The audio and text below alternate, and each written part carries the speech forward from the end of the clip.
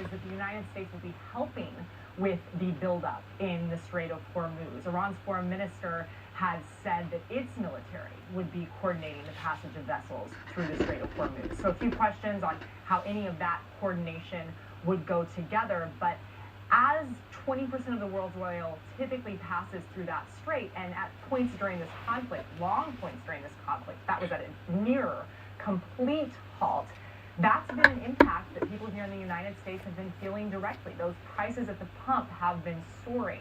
So while for some this may not feel like a direct impact,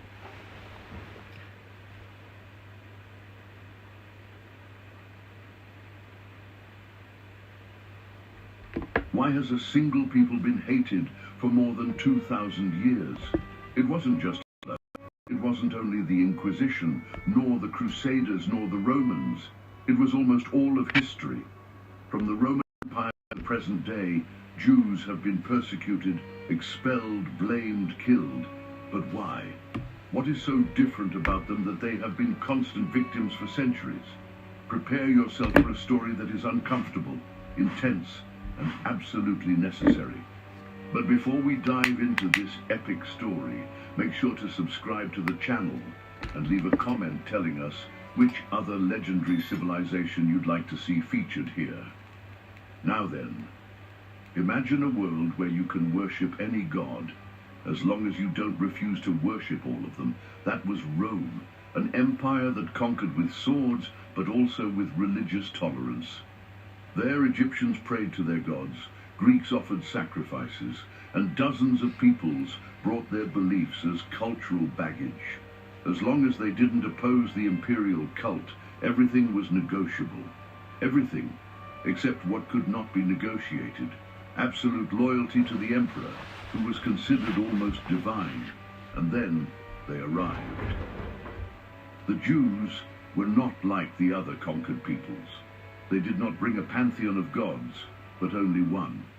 One who, to make matters worse, stood above all others. They would not accept images, statues, or deified emperors. To Rome, this wasn't just unusual. It was defiance. It was rebellion disguised as faith. Tacitus, the great Roman historian, something like the first century influencer, had no hesitation in describing them as stubborn and arrogant. They didn't eat like everyone else. They didn't work on Saturdays. They did not worship Caesar. They didn't mix. And worst of all, they didn't want to mix. Emperor Tiberius, fed up with their inflexible customs, ordered their expulsion from Rome in 19 AD. The excuse?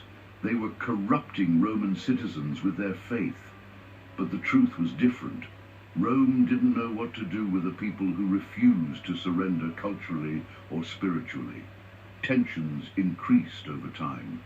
Religious differences became political suspicions, and suspicion turned into repression.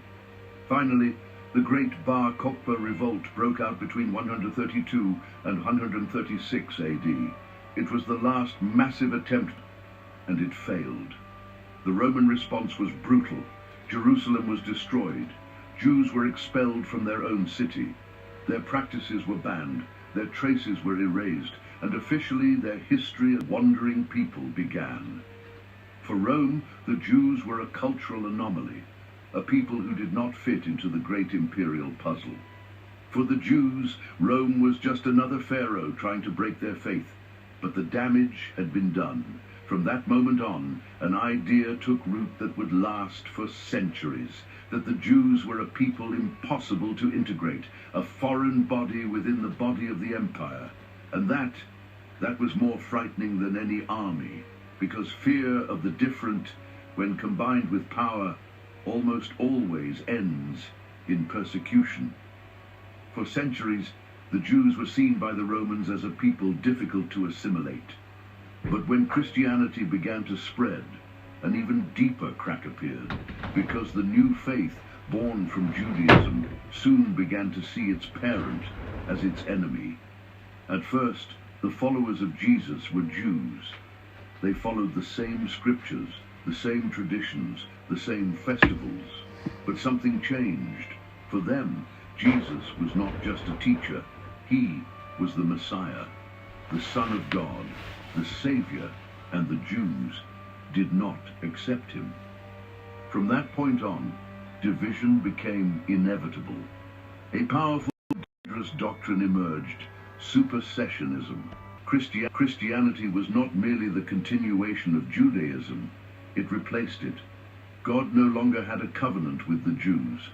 Now his chosen people was the church.